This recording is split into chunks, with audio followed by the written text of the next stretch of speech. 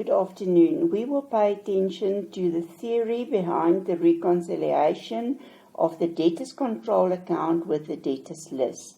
Before you can determine how you must do this reconciliation, you must ensure that you know how entries are posted from the subsidiary journals to the general ledger and to the debtors ledger. If we look at the information that's provided here, there's a debtors journal and there's individual entries for the different debtors. And then we've got the totals that was added up at the end of the month.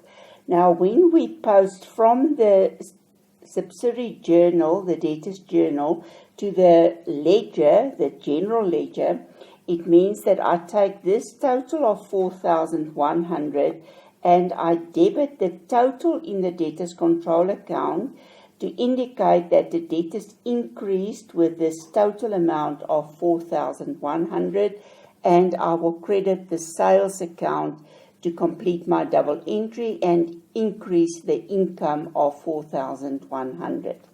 When we post to the debtors ledger, the individual entries that appear in the journal will be posted to the individual accounts of the debtors in the debtors ledger.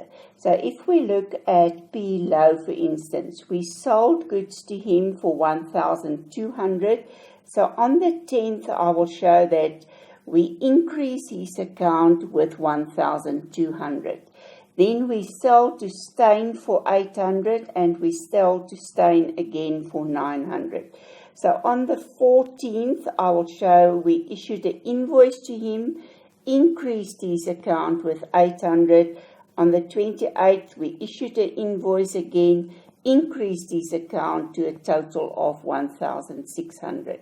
So what do we learn out of this example is that the individual accounts that appear inside the journal will go to the debtors ledger. The totals will go to the debtors control.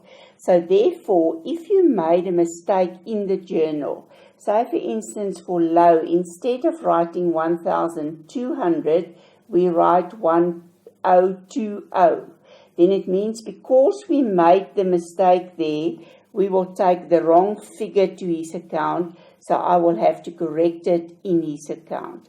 If I wrote there 1,020, this total will also be wrong, so I take the wrong total to the debtors control. Therefore, it means if I made a mistake in the journal, whether it is that I swap figures in the journal, or I put it in the wrong journal, or I don't record anything in the journal, or we made a mistake in the journal itself, then it means that I have to correct the mistake in both the debtors control account and in the debtors ledger, because the result of that mistake is that the wrong figure will go to the debtors ledger and the wrong total will go to the debtors control. So any mistake inside the journal, whether you omitted an entry or you made a mistake in the journal because the source document was wrong, or you made a mistake in the journal, will have to be corrected in both places. After we complete the debtors ledger, we will draw up a debtors list. So it means the debtors list is actually a summary of everything that's in your debtors ledger. And I will look at the balances and say Low owes us 1,200. L. Stein owes us 1,600. K. Roo owes us 1,400. So that means the total amount that all of them owe us is 4,200. What is the balance in my debtors control? 4,100. What is the total in my debtors list? 4,200. So that indicates to me immediately that we made a mistake, because the debtors list, the total, and the balance in the debtors control should be the same. because we are transferring the entries inside the journal to the individual accounts of the people, and we take the total to the debtors control.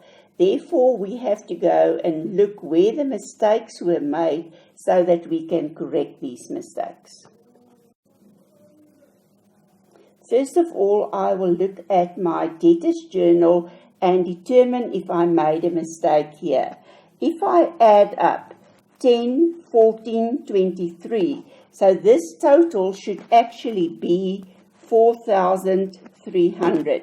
So I made an adding mistake when I added it up. So add up 2,000, 3,400, 4,300. So the figure that was supposed to be here should be 4,300. Okay, that indicates to me that I made a mistake in the debtors control. What is the total in the debtors list? 4,200.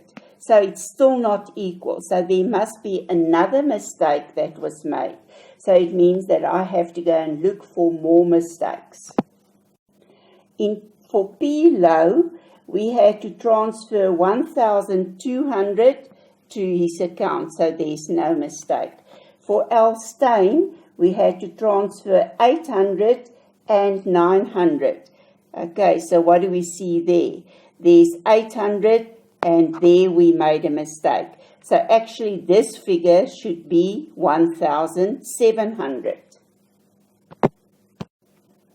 If I change this figure to 1,700 to get the correct answer, it means that this total will now change to 4,300, and that will be equal to the debtors control. So it means when I check my debtors list with the debtors control and they are not equal, I have to go and look where I made mistakes. So the first thing that I will always do is add up the balance totals to determine what was the total in the debtors control if I made an adding mistake, what we did in this exercise. Then if it's still not balancing, I will have to go and search for more mistakes until the two are exactly the same.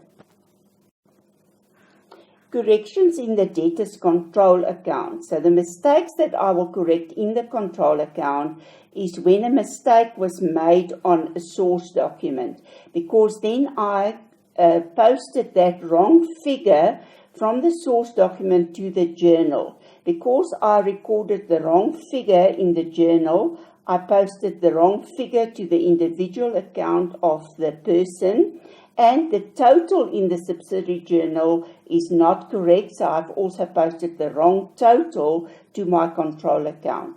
So it means that when a mistake was made on a source document, both those will be recorded in the debtors control, and I will record them in the debtors ledger. When no entry was made in the subsidiary journal, it means that the total is incorrect, so I have to correct my debtors control. If no entry was made in the subsidiary journal, then it means I didn't post it to the individual account of the person, so it means I will have to correct both those, one in the debtors control, and I will have to correct a mistake in the debtors list. When a mistake was made in the debtors control, so in the account itself I made a mistake, then I will only correct that mistake in the debtors control account and not in the debtors list. When the total of the debtors control column in a subsidiary journal is incorrect, it means that the inside entries in the journal was correct. So I posted the correct figures to the different accounts of the debtors. But the total was wrong, therefore I made a mistake taking the wrong total to my control account. So both those I will only correct in the control account.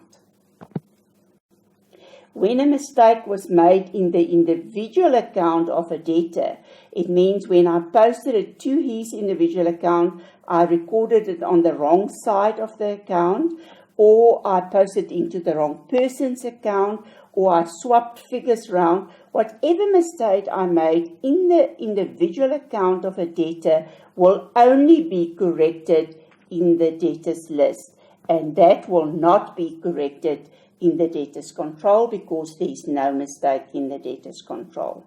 So what did we learn? Before a reconciliation is done, we must follow certain steps to make sure that we do it correctly. First of all, you must determine whether the mistake was made in the debtors control account, in the debtors list, or in both of them. If the mistake was only made in the control account, I will only correct it in the control account.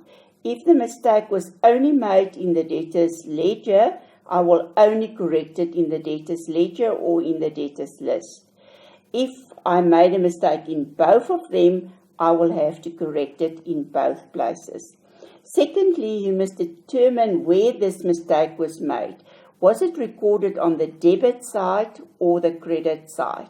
Then I can only determine how to correct this mistake. So if the mistake was made on the debit side and the amount is too high, the mistake will be corrected on the credit side.